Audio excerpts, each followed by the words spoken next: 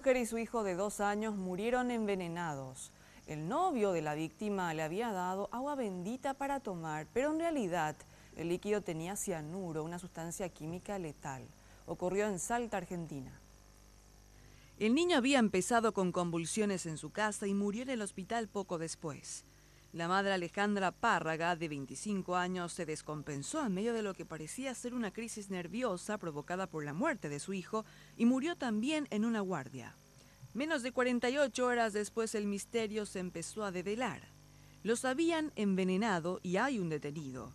El principal sospechoso del crimen es el novio de la mujer, identificado como Gaspar 5, de 28 años. Según las primeras averiguaciones, como el niño estaba enfermo, el hombre le dio a la mujer una botella supuestamente con agua bendita para que se cure, pero el agua en realidad tenía cianuro. El resultado de la autopsia confirmó el envenenamiento y la fiscalía pidió la detención inmediata del novio de Alejandra. Lo fue a buscar la policía al velatorio de las víctimas, donde lo encontraron junto al resto de la familia. La causa fue caratulada provisoriamente como homicidio calificado por feminicidio.